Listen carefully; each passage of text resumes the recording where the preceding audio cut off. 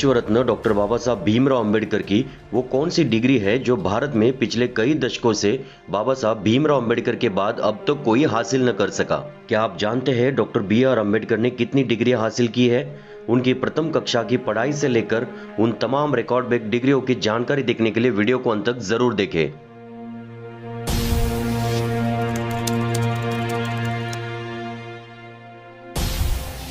Doctor Ambedkar ने भारतीय संविधान की रचना में प्रमुख भूमिका निभाई है। इसी के साथ उन्होंने अपनी विद्वत्ता की छाप समाज के हर क्षेत्र पर छोड़ी है। अधिकतर लोग डॉक्टर अंबेडकर को केवल भारत के संविधान निर्माता के रूप में जानते हैं और कुछ लोग उन्हें एक दलित नेता के रूप में जानते हैं, परंतु यह पूरा परिचय नहीं है, ये तो अंश मात्र परिचय है। वास्तव में वे एक लोकप्रिय भारतीय विधिवेत्ता, राजनीति तज्ञ, चिंतक, विचारक, समाज सुधारक, अर्थशास्त्री, प्रतिभाशाली एवं जुंजारू लेखक और राष्ट्रभक्त थे।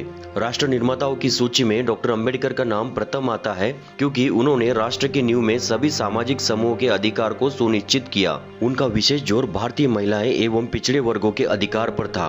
वे कहते थे कि हमें राजनीतिक प्रजातंत्र के साथ साथ आर्थिक और सामाजिक प्रजातंत्र को मजबूत करना होगा। खैर छोड़िए, ये मेरा आज का विषय नहीं है। बाबा साहब के कार्य पर बात करें तो समय अधूरा पड़ जाएगा। तो चलिए अब आते हैं आज के मुख्य विषय पर और शुरुआत करते हैं बाबा साहब अम्बेडकर के बचपन से। बाबा साहब अम्बेडकर ने महाराष्ट्र के सातारा शहर में राजवाड़ा चौक पर स्थित गवर्नमेंट हाई स्कूल में 7 नवंबर 1896 को अंग्रेजी की पहली कक्षा में प्रवेश लिया। इसी दिन से उनके शैक्षणिक जीवन का आरंभ हुआ, इसीलिए 7 नवंबर को महाराष्ट्र में विद्यार्थी दिवस के रूप में मनाया जाता है। जब वे अंग्रेजी चौथी कक्षा की परीक्षा उत्तीर्ण हुए तब इस सफलता को अछूतों के बीच सार्वजनिक समारोह में मनाया गया, क्योंकि तब यह अछूतों में एक असामान्य बात थी। माध्यमिक शिक्षा के लिए अम्बेडकर का परिवार मुंबई चला गया, जहां उन्होंने एल्फिंस्टन रोड पर स्थित गवर्नमेंट हाई स्कूल में आगे की शिक्षा प्राप्त की। 1907 में उन्होंने अपनी मैट्रिक परीक्षा उत्तीर्ण की और अगले वर्ष उन्होंने एल्फिंस्टन कॉलेज में प्रवेश लिया और 1912 में उन्होंने बॉम्बे विश्वविद्यालय से इकोनॉमिक्स और पॉलिटिकल साइंस में BA डिग्री प्राप्त की। इस स्तर पर शिक्षा प्राप्त करने वाले अपने समुदाय से वे अकेले व्यक्ति थे। इसके बाद वे बड़ौदा राज्य सरकार के साथ काम करने लगे और आगे 1913 में अम्बेडकर 22 साल की आयु में अमेरिका चले गए, जहां उन्हें बड़ौदा के महाराज सयाजीराव गायकवाड़ द्वारा स्थापित एक योजना के तहत न्यूयॉर्क शहर स्थित कोलंबिया विश्वविद्यालय में शिक्षा का अवसर प्रदान हुआ। बड़ौदा सरकार द्वारा उन्हें 3 साल के लिए छात्रवृत्ति प्रदान की गई थी। सन 1915 में बाबा साहब ने कला शाखा से MA परीक्षा पास की, जिसमें मुख्य विषय अर्थशास्त्र था और का research thesis ancient Indian commerce यानी प्राचीन भारतीय वाणिज्य था। इसी के साथ बाबा साहब ने सोशल साइंस, एंथ्रोपोलॉजी, हिस्ट्री और पाली जैसे विषयों का भी अध्ययन किया। सन 1916 में दूसरा रिसर्च थीसिस प्रस्तुत किया, national dividend of India, A historic and analytical study. इसी के साथ 1916 में ही तीसरा research thesis, evolution of provincial finance in British India प्रस्तुत किया। बाबा साहब के इस संशोधन के लिए उन्हें कोलंबिया यूनिवर्सिटी ने 1916 में PhD इन इकोनॉमिक्स से सम्मानित किया। इस डिग्री के बाद डॉक्टर बाबा साहब भीमराव अंबेडकर के नाम के आगे मानद डॉक्टर की उपाधि के कारण उन्हें भारत में उच्च शिक्षित व्यक्तित्व से पहचान मिली। बाबा साहब को 3 वर्ष तक की अवधि के लिए मिली हुई छात्रवृत्ति का उपयोग उन्होंने केवल 2 वर्षों में अमेरिका में पाठ्यक्रम पूरा करने में किया और 1916 में वे लंदन गए, क्योंकि बाबा साहब की पढ़ने की भूख अभी थमी नहीं थी। बाबा साहब ने लंदन स्कूल ऑफ इकोनॉमिक्स में प्रवेश लिया, जहाँ उन्होंने अर्थशास्त्र में पोस्ट डॉक्टरेट की थीसिस पर काम करना शुरू किया। लेकिन जून 1917 में विवश होकर उन्हें अपना अध्ययन अस्थायी तौर पर बीच में ही छोड़कर भारत लौटना पड़ा, क्योंकि बड़ौदा राज्य से उनकी छात्रवृत्ति समाप्त हो गई थी।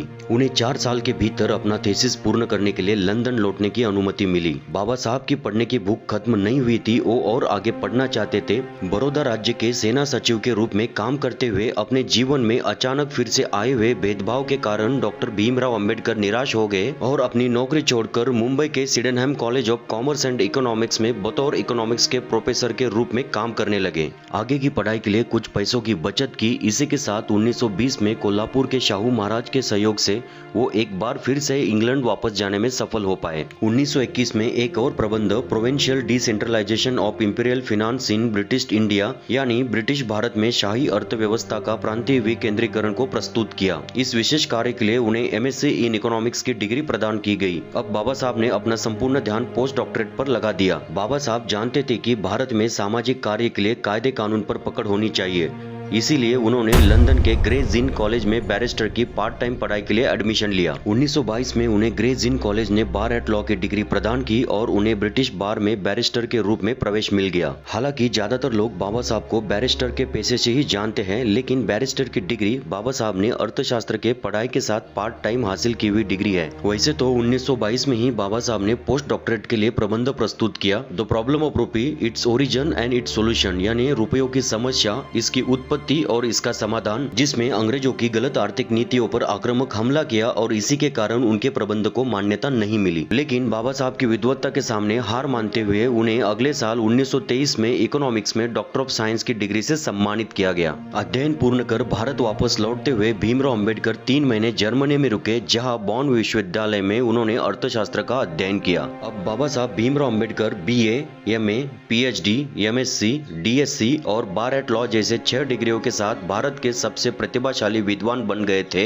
इतनी सारी डिग्रियां अन्य किसी भारतीय नेता के पास भी नहीं थी। सन 1896 से लेकर 1923 तक 27 साल बाबा साहब ने अपना जीवन सिर्फ पढ़ाई में लगा दिया, जो किसी आश्चर्य से कम नहीं। कोलंबिया और उस्मानिया विश्वविद्यालय ने 1950 के बाद तीसरी और चौथी डॉक्टरेट LLD और D.Litt से बाबा साहब को सम्मानित किया है। अब आते हैं मुख्य सवाल पर, बाबा साहब अम्बेडकर की वो कौन सी डिग्री है जो आज तक किसी भी भारतीय को हासिल करने नहीं आई? तो इसका जवाब है सन 1923 में बाबा साहब को मिली doctor of science in economics की डिग्री। जी हाँ, 1923 से लेकर आज तक 100 सालों में किसी भी भारतीय को DSc इन इकोनॉमिक्स की डिग्री हासिल करने नहीं आई। बाबा साहब अम्बेडकर भारत के अब तक के सबसे महान इकोनॉमिस्ट है। ये उनके डिग्रियों से भी पहचाना जा सकता है, जैसे कि BA economics, MA economics, PhD economics, MSc economics, DSc economics और बार एट लॉ। इन 6 डिग्रियों में 5 डिग्रियां तो केवल इकोनॉमिक्स की है और DSc इन इकोनॉमिक्स तो बाबा साहब के अलावा अन्य किसी भी भारतीय को अब तक हासिल करने नहीं आई। तो चलिए इसकी जांच करके देखते हैं। भारत के प्रथम अर्थ मंत्री R.K. शनमुखम चट्टी से लेकर निर्मला सीतारमन तक कुल 28 अर्थ मंत्री हुए हैं, लेकिन केवल मनमोहन सिंह एकमेव ऐसे अर्थ मंत्री है जिनके नाम के आगे डॉक्टर की उपाधि लगती है।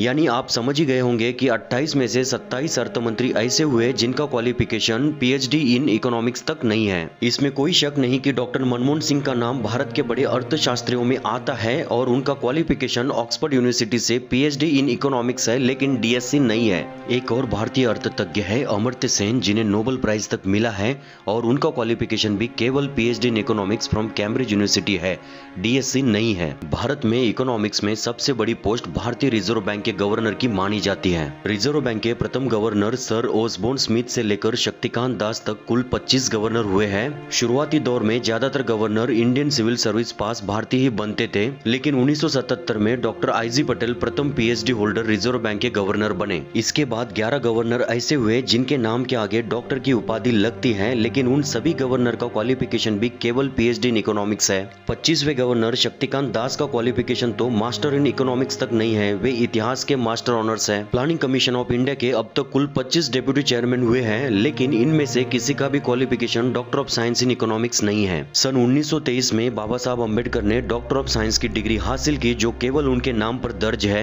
जिसे 2020 तक पिछले 97 सालों तक कोई भी भारतीय हासिल नहीं कर सका। डॉक्टर बाबा साहब अम्बेडकर भारत के अब तक के सबसे महान अर्थतज्ञ थे, इसीलिए उनके अन्य कार्यों में भी इसका प्रभाव दिखता है। जैसा कि आप सभी जानते हैं, अम्बेडकर साहब ने भारतीय संविधान का निर्माण किया है, इसीलिए भारतीय संविधान दुनिया का एकमेव ऐसा संविधान है जिसमें सर्वाधिक इकोनॉमिक लॉ है, क्योंकि इसे बनाने वाला महान शख्स दुनिया का महान अर्थतज्ञ था। डॉक्टर बाबा साहब अम्बेडकर ने भारतीय रिजर्व बैंक की स्थापना में भी अहम भूमिका निभाई है। बाबा साहब का DSc का research thesis the problem of रूपी, इट्स ओरिजिन एंड सॉल्यूशन का प्रैक्टिकल रूप यानी भारतीय रिजर्व बैंक है। उनके द्वारा प्रदान किए गए दिशा निर्देशक सिद्धांत के आधार पर भारतीय रिजर्व बैंक बनाई गई थी। बैंक की कार्य पद्धति यानी काम करने की शैली और उसका दृष्टिकोण बाबा साहब ने हिल्टर यंग कमीशन के सामने 1926 में रखा था। ये कमीशन भारत में royal commission of Indian currency and finance के नाम से आया था। तब इसके सभी सदस्यों ने बाबा साहब के लिखे हुए ग्रंथ द प्रॉब्लम ऑफ रूपी, इट्स ओरिजिन एंड सॉल्यूशन की जोरदार वकालत की और उसकी पुष्टि की।